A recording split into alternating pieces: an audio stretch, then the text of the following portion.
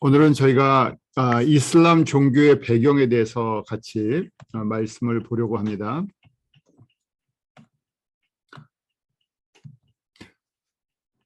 저희가 계속해서 이슬람과 또 성경, 이슬람과 기독교에 대해서 저희가 하나씩 큰 그림의 배경들을 저희가 살펴보고 있죠. 오늘은 이슬람이 종교로 어떻게 시작되었고 그 가운데 어떤 배경들을 갖고 있나 하는 그런 내용을 가지고 저희가 시간을 가지려고 해요. 저희가 이슬람을 알면서도 사실은 그냥 이름만 저희가 어떤 뉴스나 이런 걸 통해서 알지 구체적인 그 안의 내용들을 잘 모를 때가 있죠. 그래서 오늘은 저희가 그렇게 이슬람의 종교 문화적인 배경들을 하나씩 살펴볼 겁니다.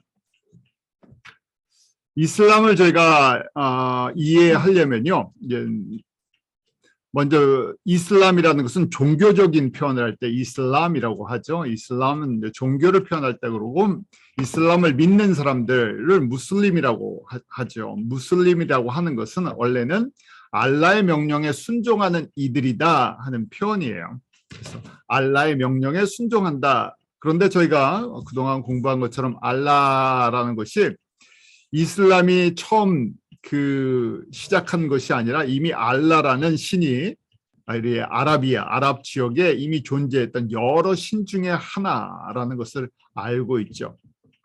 그런데 마호멧이 이 하늘에서부터 계시를 받았다. 가브리엘 천사를 만나서 이 계시를 받아서 자기가 코란을 기록하게 되었다고 하죠. 저희가 이게 알아보니까 그걸 번역할 때 발음에 대해서 뭐 무하마드다, 뭐 마호멧이다, 모하멧이다, 뭐 여러 가지 표현들을 쓰고 있어요.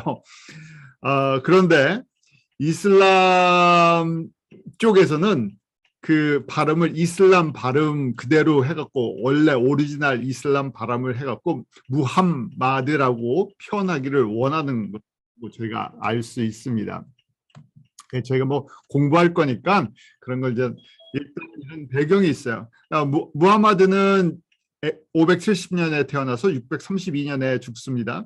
그리고 그가 계시를 받아서 기록했던 우리 이슬람의 이제 이 종교 성경과 같은 것이 이제 쿠란이죠. 이것도 알쿠란이 정식 발음이 알꾸란이라고 하는데 AR은 정관사 더예요.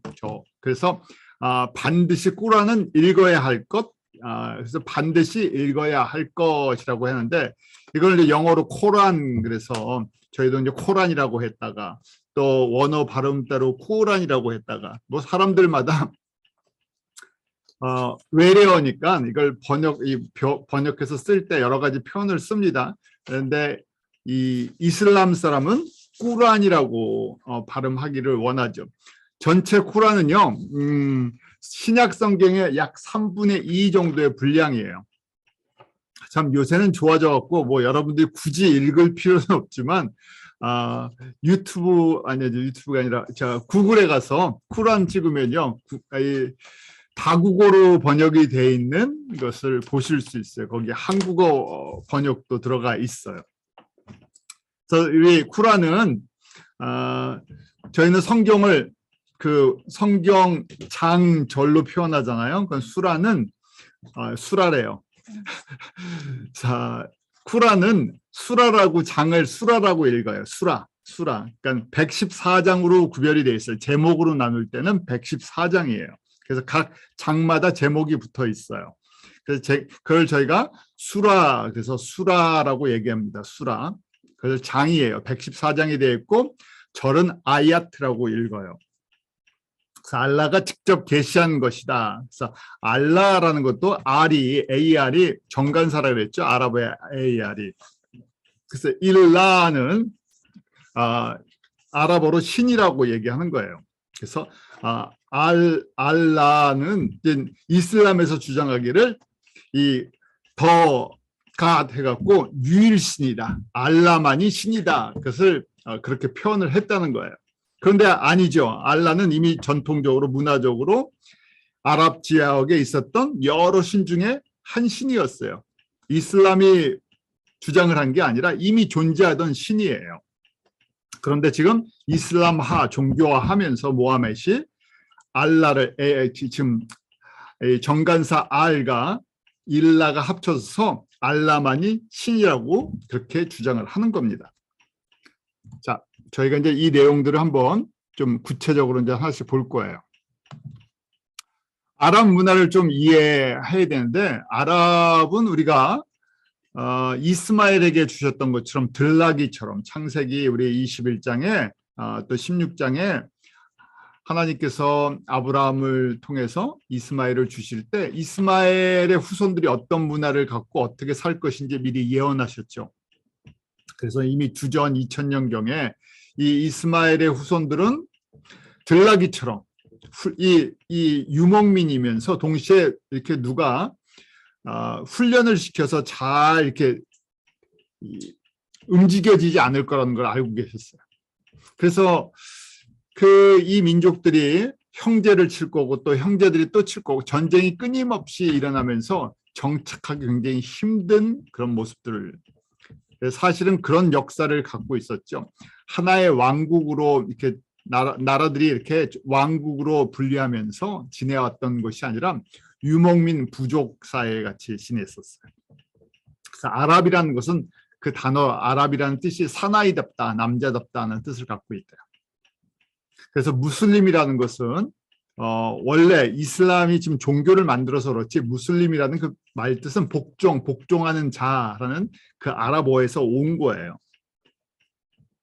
특별히 군인들이나 전쟁에 나가서 생명, 목숨을 걸고 싸우는 사람들, 그런 사람들을 갖다가 영웅시했는데 그 사람들이 바로 무슬림이라는 거예요. 전쟁에 승리하기 위해서 명령을 받아서 죽기까지 싸우는 사람들. 그것이 원래 아랍 문화 속에서 아랍어의 어원 속에 들어있는 의미라는 것이에요. 그렇기 때문에 이슬람이 무슬림이라고 부를 때 알라에게 복종하는 자라는 뜻을 갖게 된 거예요. 또 사막 유목민들이었기 때문에 벌이 굉장히 강합니다. 그래서 우리가 잘 아는 성경에 구약에 나오는 것처럼 눈에는 눈, 이에는 이. 그래서 저희가 지금의 이 이슬람 법에 보면 이 법들이 그대로 적용이 되죠. 그래서 도둑질을 한다, 손을 자르는 손 대 손으로, 이에는 이, 눈에는 눈, 이런 것. 어떤 정치인을 저희가 쉐이크라고 했었는데 독재적인 지도자를 얘기해요. 이런 것이 지금까지도 흘러와 있죠. 이슬람 종교랑 문화와 역사 속에 흘러 있어요. 그래서 이슬람 국가들 대부분 다 이런 형태의 모습을 갖고 있죠. 통치 체제가 독재적이고, 그 다음에 남성 중심이고, 개인의 자유 같은 것보다는 전체를 움직이고, 그래서 이 쉐이크 교주 같은 이 지도자 밑에 추장이 있대요. 우리 이란 같은 경우는 시아파예요. 나중에 저희가 좀 더 자세히 보겠지만 크게 보면 우리 이슬람은 수니파랑 시아파가 있습니다. 수니파는 사우디아라비아가 대표적이고 수니파가 90%예요. 전체 이슬람의. 그다음 10%가 시아파인데 시아파를 대표하는 나라는 이란이에요. 왜냐면 이제 후계자가 누구였냐에 따라서 후계자, 우리 모하메드가 죽은 후에 후계자가 적통이 누구냐, 적자가 누구냐, 이걸 따질 때 수니파랑 시아파가 이제 갈라졌던 거예요. 현재는 수니파가 90%입니다. 같은 나라 안에서도 시아파랑 수니파가 있어서 그 안에서 같이 싸우죠. 참 이슬람은 그런 성향이 있어요. 지금 이런 문화적인 이런 배경 속에 또 성서적인 배경이 참 그렇게 만들어놔서 같은 나라 안에서도 같은 이슬람인데 순이냐 시아에 따라서 서로 싸우고 테러를 일으키고 누가 정권을 지느냐에 따라서 그렇게 돼서 또 연합하고 그런 모습이에요. 자, 쿠란은 114수라로 돼 있다, 114장으로 돼 있다고 말씀드렸죠. 조금씩 볼 거예요. 자, 수라를 보면 기회가 있으면 여러분들이 이렇게 좀 보셔도 괜찮아요. 왜냐하면 저희가 보면 조금 조잡해요. 왜 조잡하냐면 성경을 짜집기를 해냈는데 이 앞뒤가 좀 안 맞는 짜집기를 해놨어요. 그러니까 정말 좀 지식이 있게 체계적으로 성경을 공부를 하고 했으면 이렇게는 안 했을 텐데 뭐 구전되어 왔던 이야기들, 그 다음에 들었던 얘기들을 갖고 이 스토리를 만들다 보니까 왔다 갔다 합니다. 혼돈스럽고. 자, 그 중에 이제 이런 구조를 갖고 있어서요. 이 쿠란에 이 내용이 거의 이제 많이 같이 겹쳐져 있어요. 문화적인, 역사적인 것과 자기의 종교적인 것이. 그래서 수라 9장을 보면 이슬람을 믿지 않는 사람들의 경고가 들어가 있어요. 수라 9장에. 9장 5절에 보면 이방인이나 비이슬람 사람들을 어떻게 대하는지 이제 나와 있어요. 9장 5절 제가 그래서 이렇게 잘라내서 여러분들한테 보여드리는 거예요. 금지된 달이 지나면 이게 그래서 죽이고 살인하고 전쟁을 일으키지 않는 달이 있대요. 4달. 그 금지된 달이 지나면 너희가 발견하는 불신자들마다 살해하고 그들을 포로로 잡거나 그들을 포위할 것이며 그들에 대비하여 복병하라. 그러나 그들이 회개하고 예배를 드리며 이슬람세를 낼 때는 그들을 위해 길을 열어주리니 실로. 이때 번역이 하나님 알라예요.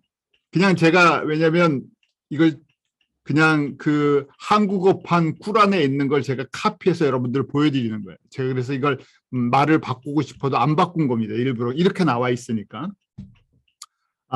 알라는 관용과 자비로 충만하심이라 이렇게 돼 있어요. 그래서 혼돈하지 마십시오. 그냥 번역상 하나님이라고 하는 거지 이 하나님이 알라가 아니에요. 알라입니다. 알라랑 하나님은 달라요. 그런데 번역을 갖다 이게 그냥 아랍어를 한국말로 그냥 번역을 하니까 번역기 돌리듯이 그러니까 알라를 한국말로 하나님으로 번역을 한 거예요. 알라는 알라 고유명사를 써야 되는데요. 자, 제가 보여드리는 건 이거예요. 수라 9장은 이슬람을 믿지 않는 불신자를 어떻게 하라고요? 죽이고 포로로 잡고 그 다음에 강제적으로 이 폭력을 취해서 이 사람들이 이슬람을 믿으면 용서해 주겠다는 거예요. 그걸 갖다가 지금 쿠란에다가 아예 기록을 해놨어요. 이게 정당화되는 거예요. 이 사람들 입장에서는 자기들의 종교 때문에 이슬람 때문에 비이슬람 교도들을 죽이는 것에 대해서 정당성을 갖고 있다는 거예요. 그리고 또 같은 수라 5장이에요. 보면 이방인들을 죽일 때 십자가나 손발을 자를 수 있다는 구절이 있어요. 이 왜 극단적인 이슬람주의자들이 나오게 되는지 원리주의자라 그러죠. 원리주의자들이 지금 저희로 얘기하면 저희도 이제 보수적인 사람들이 있잖아요. 성경에 있는 구절을 그대로 지켜야 된다. 여기서도 원리주의자들이 있는 거예요.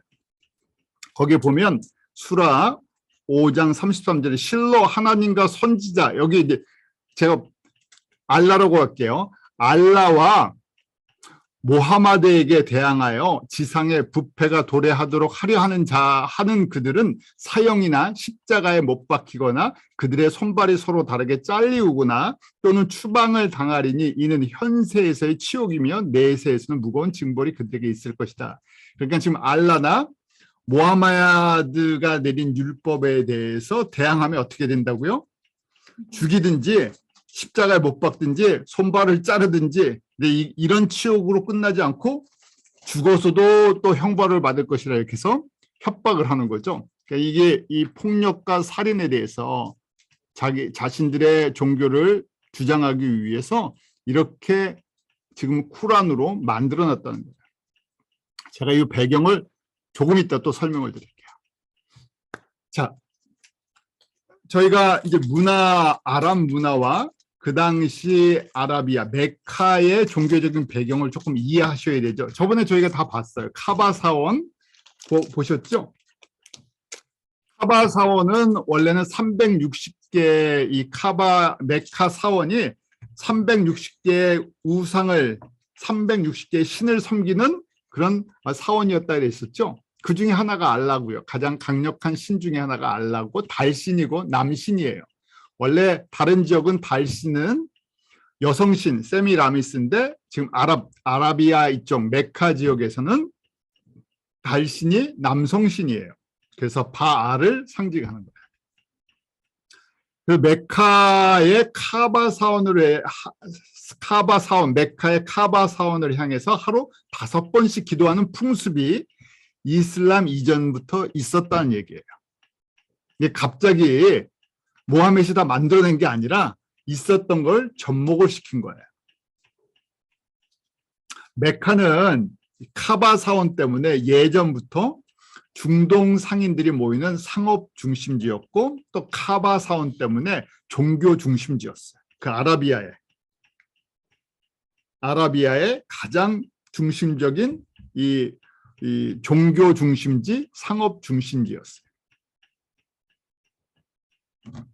저희가 지금 뭐 날씨는 사막 지역이니까 더운 날씨죠. 그래서 돼지고기 같은 것들은 쉽게 상하기 때문에 부정한 음식으로 원래부터 먹지 않았던 거고, 또 여자들은 햇빛을 가리기 위해서 뭐 히잡이나 뭐 이런 것들을 쓰게 하고, 여성들의 이 전통적으로 유목민들의 문화를 갖고 있다 보니까 여자들의 권리를 인정하지 않았죠. 철저히 남자들의 소유예요.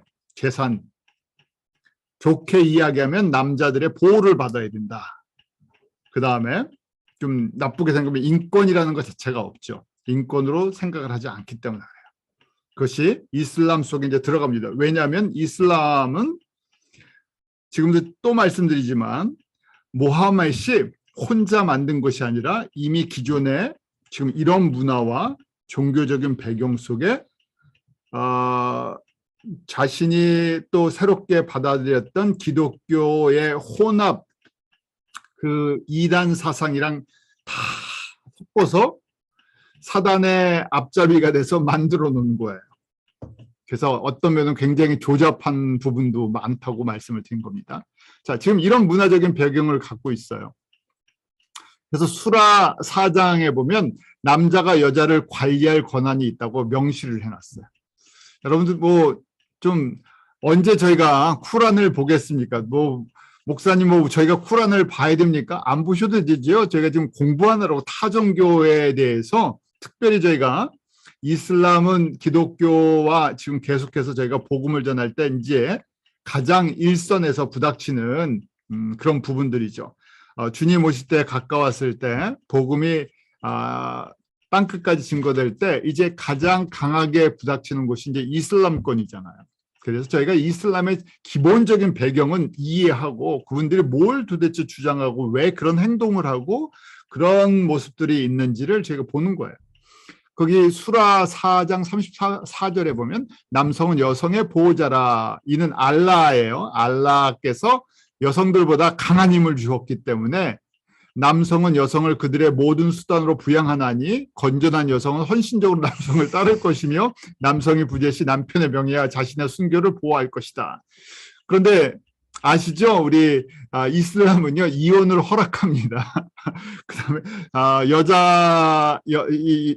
여자들은 또 남자의 그 소유물이기 때문에 소유 개념이기 때문에 일부 다처제를 또 허락하죠.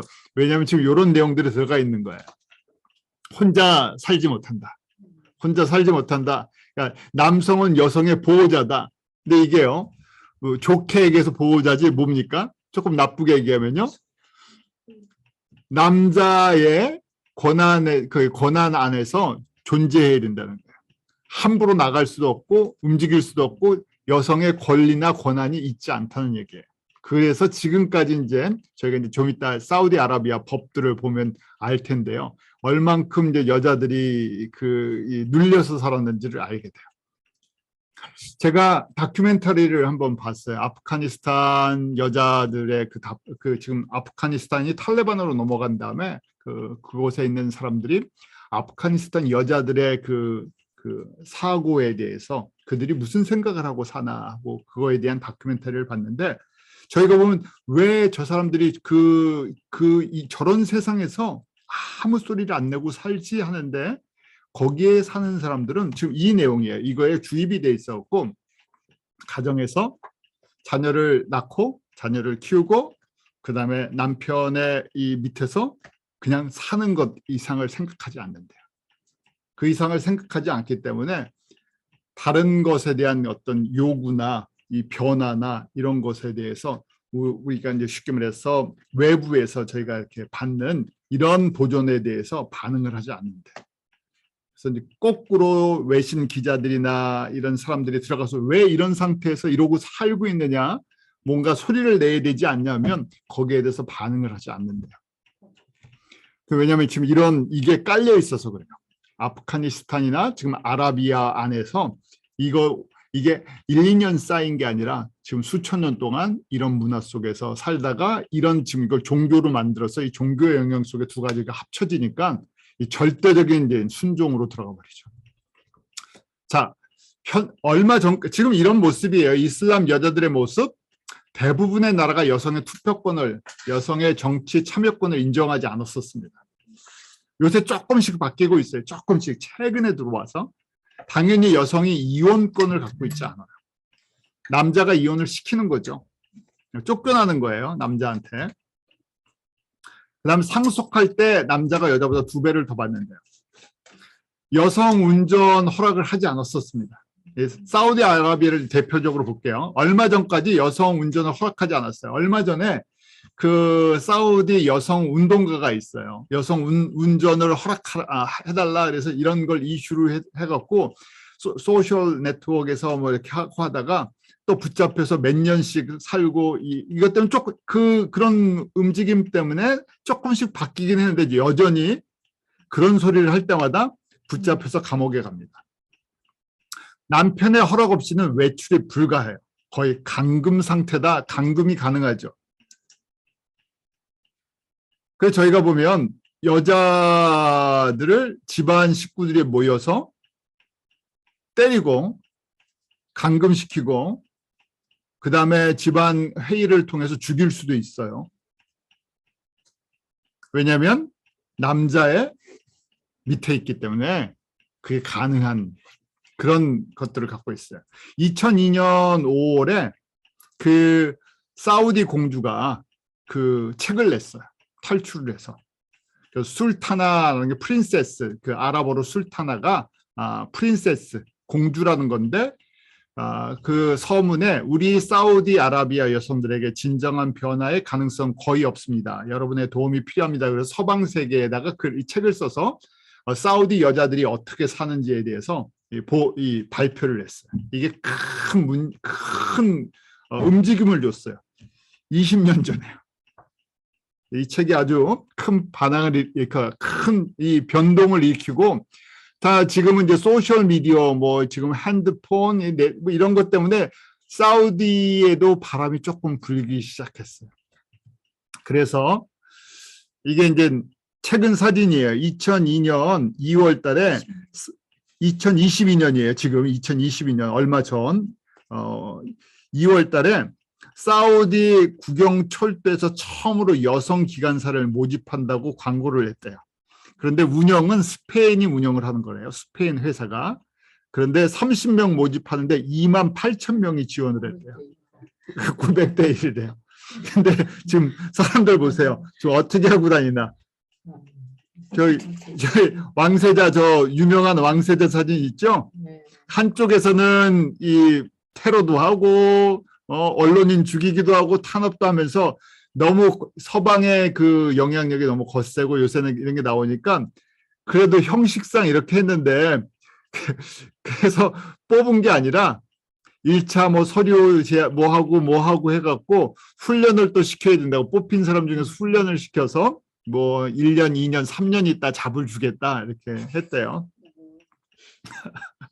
자, 그래서 제가 자료를 정리를 해봤어요. 사우디아라비아의 그 2002년에 그 술타나라는 책이 이제 발표가 되고 20년 동안 많은 여러 가지 것 속에서 어떻게 됐나? 2018년에 처음으로 여성 운전을 허용했대요. 2018년에.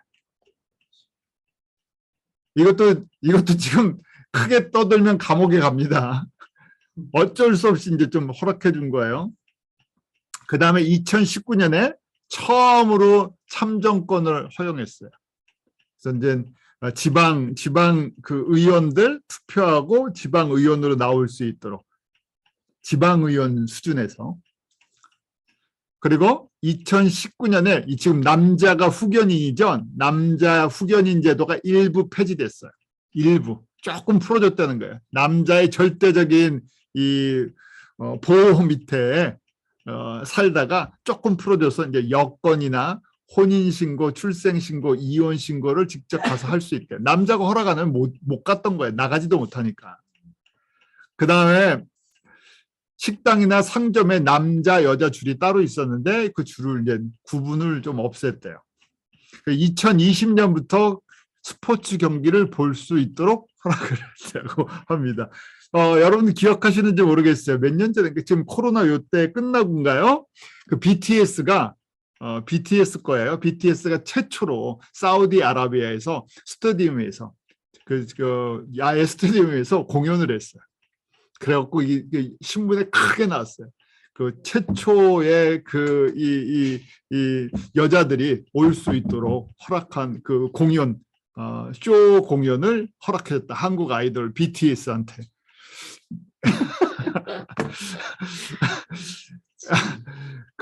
그렇게 지금 살아가고 있어요. 그래서 아랍 국가들의 여성 참정권을 보면 카타르가 1999년, 오만이 2003년, 쿠웨이트가 2005년, 아랍에미레이트가 2006년에 참정권을 일부 허락해 주기 시작한 거예요. 여러분들 사우디아라비아를 쉽게 생각하지 마세요. 가장 보수적인, 그다음에 순위파 보수, 저희로 얘기하면 보수적인 이슬람의 그 우두머리예요. 돈이 많고 여러 가지 사업에 관여하고 투자를 한다고 그 나라가 굉장히 자유로운 곳이 아니라 가장 폐쇄적인 곳 중에 하나라는 얘기예요. 자, 다시 마호멧이 이슬람을 시작할 때 그 당시 그 당시 아라비아 메카의 모습들을 이제 설명해 드릴게요. 그러니까 저희가 570년에 태어났죠. 570년과 600년 사이에 이미 유대인 디아스포라가 그 메카 중심의 큰 상업 부자들이었어요. 주 70년에 나라가 멸망했죠. 이스라엘이 예루살렘 멸망하고 로마의 이제 완전 식민지가 됐는데 그러면 그 전부터 흩어지기 시작했지만 유대인들이 계속 흩어져서 아라비아에 이미 오랫동안 살고 있었어요.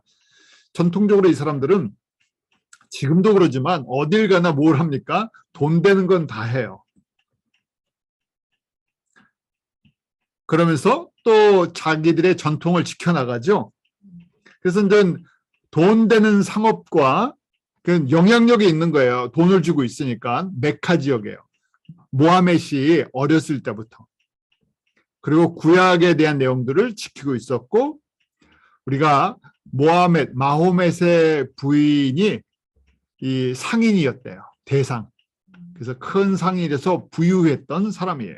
당연히 유대인과 교제를 했었고, 마호멧도 자기가 힘이 생길 때까지는 유대인, 기독교인들 이런 사람들과 친하게 지냈어요. 왜냐하면 그 사람들의 영향력이 워낙 컸기 때문에 그 사람들을 대항하면 안 돼서요.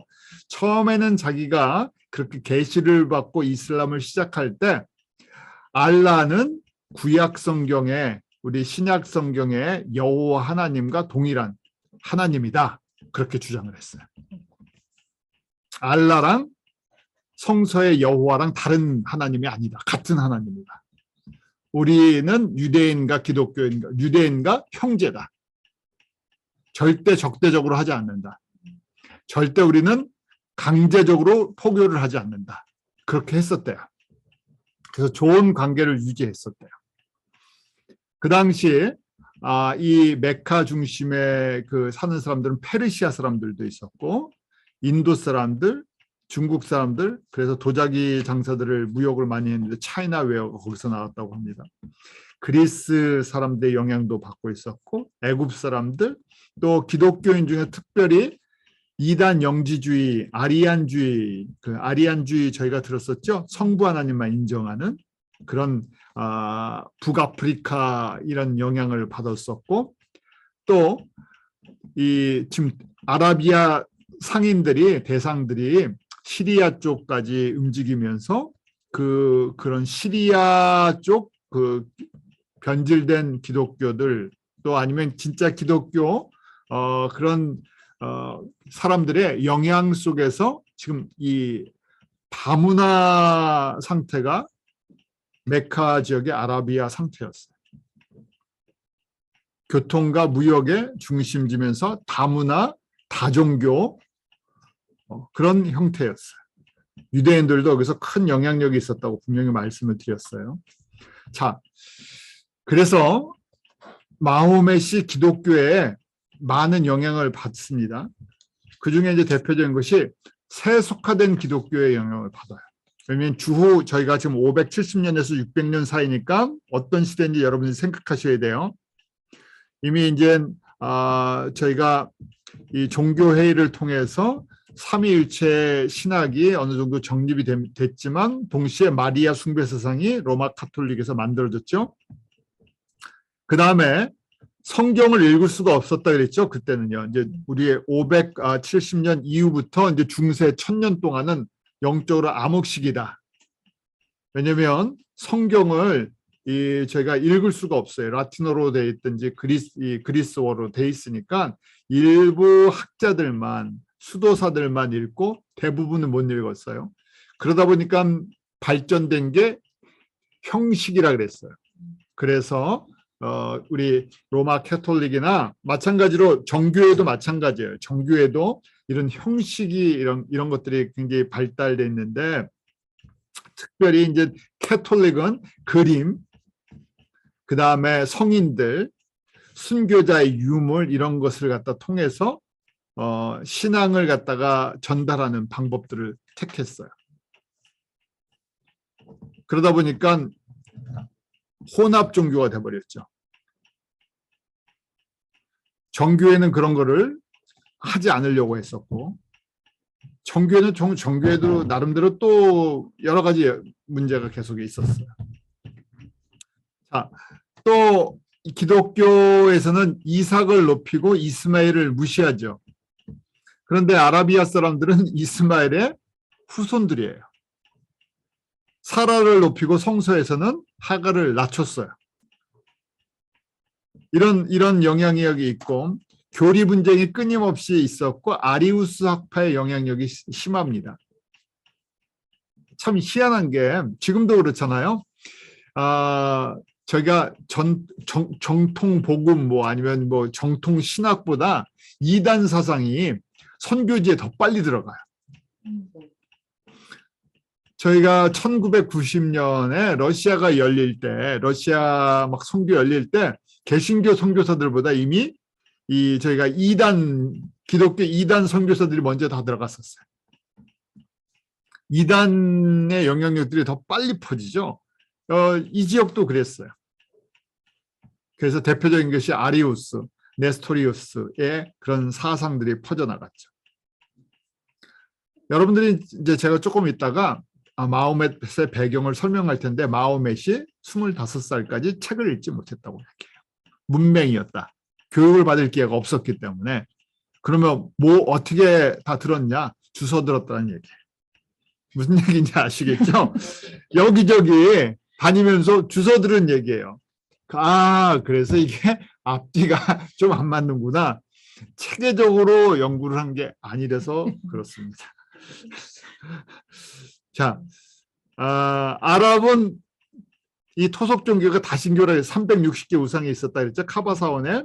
그런데 이것을 갖다가 지금 마호멧이 어떻게 합니까? 알라라는 단일신 개념으로, 유일신 개념으로 바꿔버려요.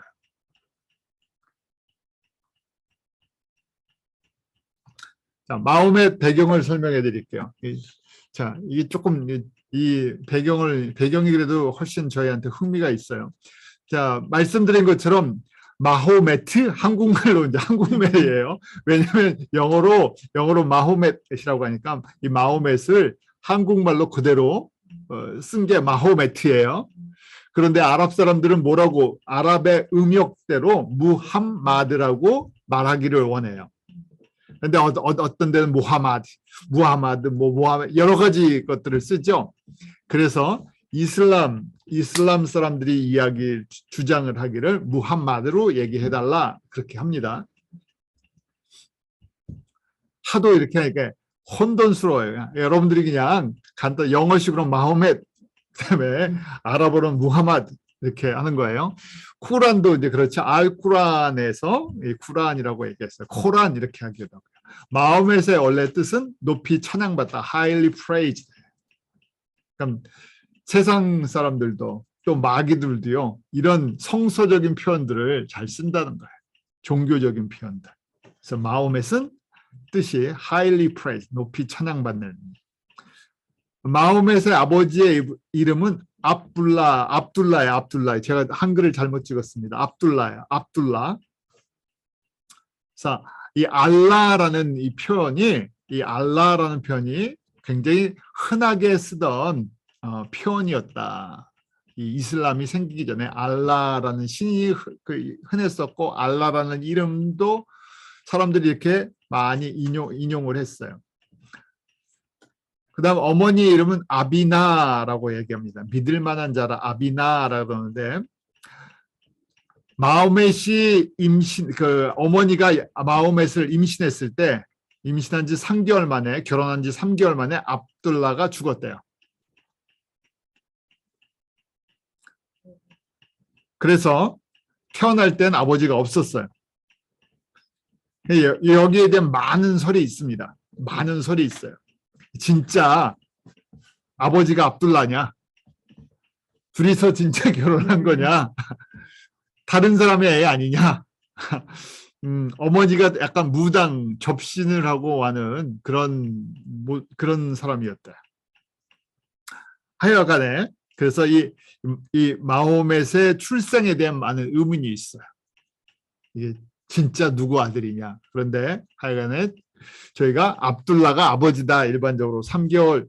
그래서 아버지가 아들을 보지 못했어요. 어머니가 마호멧을 낳고 570년에 태어났죠. 아들을 베두인 족속에 맡겼대요.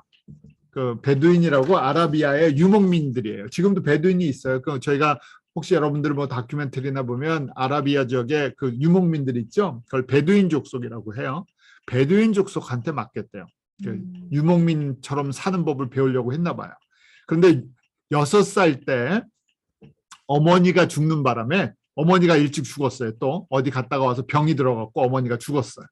그래서 어쩔 수 없이 할아버지가 이번엔 키우는 거예요. 제가 4번에 보면 성장병에 할아버지가 압둘 무탈리브래요. 압둘 무탈리브. 할아버지가 조금 키우다가 할아버지도 이제 돌아가시게 돼갖고 삼촌이 아부 탈리브가 맡아서 또 키웠대요. 8살부터인가 이 삼촌이 키웠는데, 삼촌이 그 돈은 별로 없었고 교육을 시킬 수가 없었대요. 그런데 이 할아버지 삼촌이 거기 메카 지역은 쿠라이시 종족이 대표 종족, 가장 강한 종족이라고 그랬죠. 그 메카 쿠라이시 종족인데 거기에 하심족이래요. 왜냐하면 유목민이기 때문에 자기 종족에 대한 보호, 종족이 분명히 속해 있어야 된대요. 종족이 보호해주지 않으면 혼자는 살 수가 없는 사막이라는 특수한 환경이기 때문에 유목민들, 혼자 놔두면 못 산대요. 그래서 삼촌이 그래도 불쌍하게 여겨갖고 아부 탈리브가 이 모하멧을 보호해줘서 우리가 하심족인데 얘 건들면 안 돼, 그래갖고 그 보호해줘서 좀 성장을 했었대요. 처음에는 가난하니까 목동 생활하다가 삼촌이 이 장사하는데 쫓아다니기 시작했대요. 12살 때 시리아에서 기독교 수도자를 만나서 좀 이게 듣게 되고, 기독교에 대해서 25살 때 카디자라는 40살 먹은 과부를 만나서 결혼을 하게 됩니다. 자료에 보면요, 이 마호멧이 잘생겼대요. 잘생겼는데 그 당시 25살이면 노총각이래요. 결혼을 못했다 하는 얘기는 능력이 없었다. 그러니까 잘생겼는데 쉽게 말해서 안정적으로 살지 못했다는 얘기예요. 안정적으로. 사람들이 딸을 안 줬다는 얘기예요. 자료에 보니까 그 당시는 그 친족 간의 결혼이 흔했대요. 삼촌 아부 탈리브의 딸, 사촌이죠. 딸과 결혼하겠다고 삼촌한테다가 쫓겨날 뻔했다. 절대 안 된다. 그리고 꼭 결혼을 못했대요. 그러니까 삼촌도 못 믿겠다는 얘기예요. 그러니까 사촌끼리 결혼을 시켜주는 풍습이 있는데도 불구하고 친족끼리 시켜주는데도 뭐냐면 마호메스를 믿지 못한다는 거예요. 마호메스의 생활 능력이 없었던 거죠. 그러다가 40살 먹은 카디자를 만난 거예요. 카디자는 이 마호메시랑 결혼할 때가 세 번째 결혼이었다 이렇게 얘기를 한대요. 네 번째 뭐 주장하면서 세 번째. 근데 돈이 많은 부자였고 결혼을 여러 번 했었고 그다음부터 이게 정리가 안 되는 거예요. 마호메시랑 카디자랑 결혼을 해서 6명의 자녀를 낳았다고 순위파는 주장을 한대요. 6명의 직계를 낳았다. 그런데 40살이 넘어서 6명의 자녀를 낳을 수 있을까? 이제 저희가 사람들이 의문을 갖는 거죠. 또 시아파는요. 시아파는 그중 3명만 친자고 나머지 입양을 했다. 그러니까 이 사람 배경이 이러다 보니까 뭐 하나 믿을 수가 없는 거야. 어떤 사람들은 친자식이 한 명도 없다. 입양한 거다. 거기에 사실은 저희가 봤을 때 무게가 훨씬 더 들어갑니다.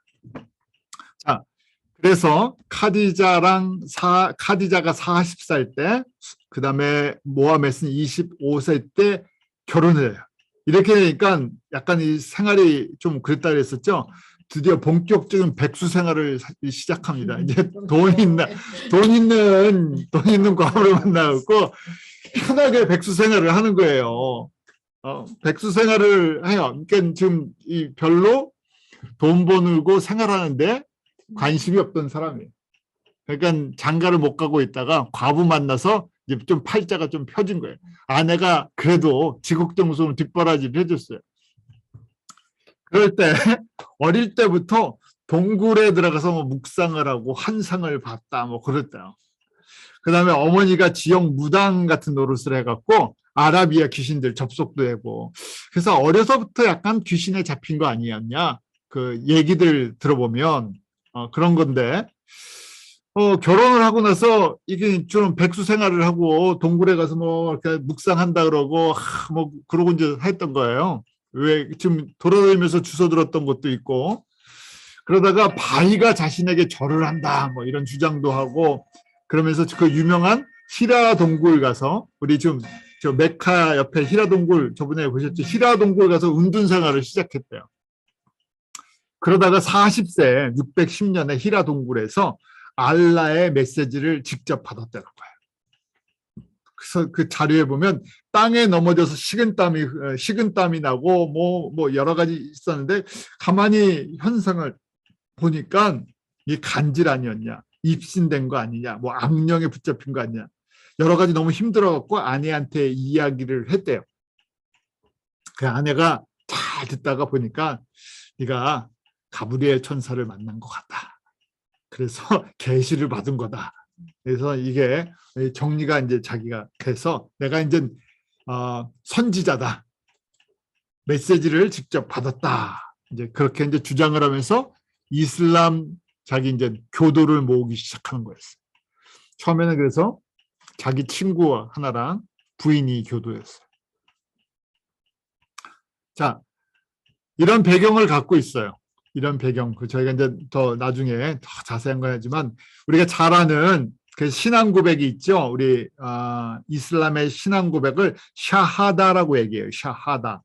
우리 이슬람 5대 의무 중에 하나예요. 신앙 고백을 계속 해야 되죠. 그 신앙 고백 알라 외에는 신이 없고 무하마다는 알라의 사자다 하는 거예요. 근데 이걸 아랍어로 외워야 된대요. 제가 여러분들 혹시 보셨는지 모르겠는데 후러싱 가면요, 그 후러싱 한복판에 이 이슬람 사원이 있어요. 이슬람 사원이 있어갖고 그 앞에 저희 권사님 댁이 가까워갖고 이 베란다에서 예배를 그 구역 예배나 성경 공부하다 이렇게 보면 그 꼭대기에 기둥이 보여요. 그럼 이게 써 있어요. 영어로요. There is no deity but God 하면서 그 다음에 Muhammad is the messenger of God 요걸 써놔요. 그 탑에다가. 자, 알라 외에는 신이 없으며 무하마드는 알라의 사자다. 근데 이때 알라의 사자라고 얘기했는데 무하마드가 마지막 사자고 더 이상의 사자가 없어요. 선지자는 없다라고 얘기를 하는 거예요. 이렇게 하다가 메카에서 쫓겨나서 메디나로 가지요. 이것을 이슬람의 원년으로 잡습니다. 622년에. 자, 메카에서 메디나로 쫓겨나갈 때까지는 유대인이랑 기독교인들이랑 평화 관계를 유지하고 있었어요. 왜냐하면 메카에서 견디고 있어야 되니까 잘 보여야 되고 좋은 관계 맺어야 해서 제가 좀 전에 말씀드렸죠. 유대교의 여호와랑 하나님이랑 알라가 같은 신이다. 우리는 절대 대항할 그게 없다. 우리는 평화롭게 우리는 절대적으로 강제로 포교할 마음이 없다. 이런 걸 약속해줬는데 자, 메카에서 메디나로 쫓겨난 다음에 메디나에서 메카로 공격을 오죠. 그러면서 나중에 힘을 얻었어요. 정복을 하면서. 그 다음에 얼굴을 바꿔버린 거예요. 정책이랑. 유대교의 하나님은 알라가 아니다.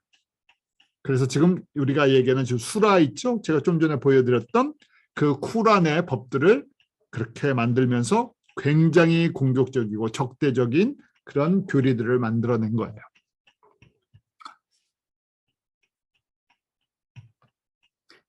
그냥 간단하게 정리하면 알라와 하나님을 비교하면 알라는 바알, 남신이죠. 초월적인 존재예요. 인간이 알 수도 없고 만날 수도 없고 교제할 수 없어요. 비인격적인 존재예요. 그런데 그렇게 표현을 좀 해놔요. 쿠란에다가 자비롭고 자비롭다 이렇게 표현하는데 나중에 그게 바뀌죠. 공격적이고 굉장히 극단적인 표현들을 써요. 그리고 유일신 개념을 갖고 있어요. 이걸 기독교의 영향을 받았기 때문에 360개의 신에서 단일신이랑 유일신이랑 여러분 차이를 알고 계셔야 돼요. 단일신 여러 신 중에 하나를 얘기할 때는 그 단일신이라고 하는 거고 유일신은 다른 신 자체를 부인하는 거예요. 그러니까 알라만 신이다. 성부 하나님의 그 개념을 배워서 그래요. 자, 알라도 모든 것 할 수 있고 무소부지하다. 그런데 변덕스러워요. 마음이 바뀌어요. 그래서 이전법과 이후법이 있어갖고 이전에는 자비로웠는데 지금은 뭐라고 해요? 알라랑 무하마드에게 대항하면 죽여버리겠다. 그걸로 바꿔버린 거예요. 사랑의 기초가 아니고 초월의 개념이에요. 인간의 역사 속에 직접 들어오지 않는데요. 알라는 선지자나 천사를 통해서 들어온대요. 부정적인 표현을 써요. 알라는 뭐뭐하지 않는다. 그 다음 구세주라는 개념이 없어요. 세비어. 왜냐하면 알라에게 절대 복종하면 구원을 받는 거예요. 그래서 구원에 다른 길이 있지 않아요. 복종만이 있어요. 하나님은 저희가 전지전능하시고 무소부지하시지만 인간의 역사 속에 들어와서 인격적인 교제를 하시는 하나님이시고 삼위의 하나님이시고 성품 모든 것을 알고 계시지만 이 제한적인 성품이라고 이제 얘기를 한 거는 성품이 어떠냐면 변덕스럽지 않으시다는 거예요. 분명한 하나님은 선이세요. 의로우시고 거짓을 모르시고 그 다음에 신실하시고 이것이 한번 구약에서부터 우리에게 이 하나님의 성품이 변함이 없으시죠. 일정하세요. 그래서 디모데후서 2장 10절, 2장 13절 우리는 미쁨이 우리는 신실하지 않은데 예수님은 하나님은 일양 미쁘시다라고 됐죠. 변하지 않으신다는 거예요. 그래서 하나님은 거짓이 없으시다. 언약하시고 지키시는 분. 그러니까 여호와시다. 이렇게 말씀을 하는 거죠. 그래서 하나님은 인격체시고 사랑이세요. 그래서 우리가 하나님을 한마디로 어떤 성품이신가? 하나님은 사랑이시다. 그 사랑도 일반적인 사랑이 아니라 아가페 사랑. 그래서 믿을만하다, 신실하다, 모든 것이 하나님의 사랑의 동기 속에 있다. 그래서 그걸 또 사랑 안에서 자비, 긍휼, 은혜 이런 여러 가지 표현들을 쓰죠. 그리고 예수 그리스도를 통해서 우리에게 구원의 길을 열어주셔서 이 구세주라는 개념을 허락하셨어요. 이런 것이 완전히 다르죠. 저희가 이렇게 이슬람과 이제 여러분들이 그렇게 잠깐씩 제가 수라를 보여드리는 것처럼 마호멧의 배경 25살 이전까지 글을 배워본 적이 없었다 그랬죠. 그러다가 어떻게 이 계시를 받으면서 이제 이 글에 대해서 눈을 떴던 것 같아요. 초자연적인 좀 방법이 있었던 것 같아요. 가브리엘을 만난 것이 아니라 저희가 봤을 땐 가브리엘로 변화된 사단 마귀를 만난 것이 아닌가. 그러면서 이 메카 중심의 그 토속 신앙이랑 기독교의 성서적인 내용이랑 섞었어요. 그래서 이슬람들이 이제 이해하는 예수인데요.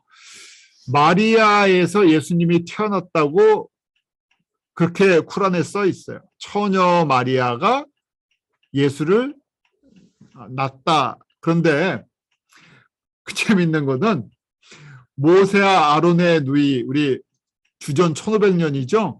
그때 모세 아론의 누이가 미리암인데 미리암이랑 마리아랑 혼돈했어요. 누가요?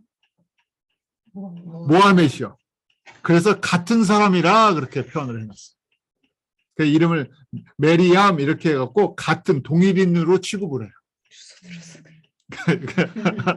왜냐하면 구약과 신약을 제대로 공부를 한 게 아니라 주워 들어서 섞어서 그런 옛날에 사람들이 모이면 뭐 상인들이나 장사하는 사람들 모이면 모닥불 피워놓고 이런저런 얘기했겠죠. 그런데 기독교인들이 무슨 얘기를 뭐 썰을 풀었겠죠. 그런 걸 주워 들으니까 이 이름이 비슷하니까 모세 아론의 왜냐하면 성서에 이름 같은 거 많잖아요.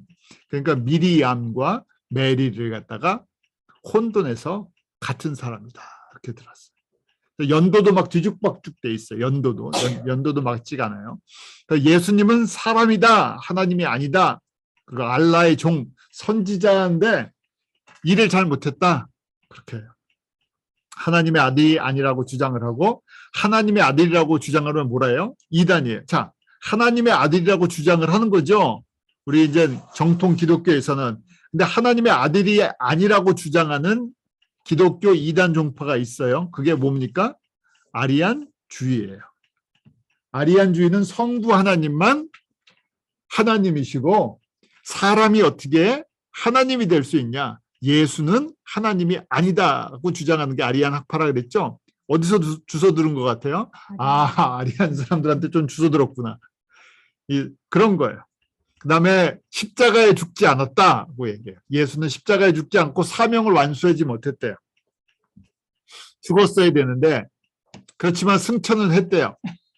하늘에 올라갔다는 거예요. 다시 인간으로 온대요. 그래서 예수가 묻힐 무덤을 메디나에 준비해놨대요. 일을 잘 못했다는 거예요. 선지자 일을 잘 못해갖고 다시 그 일을 하러 와야 된다는 거예요. 그래서 무슬림의 구원은 알라의 명령에 완전히 순종할 때 가능할 수 있다. 그래서 특별히 순교자들 있죠. 순교자들.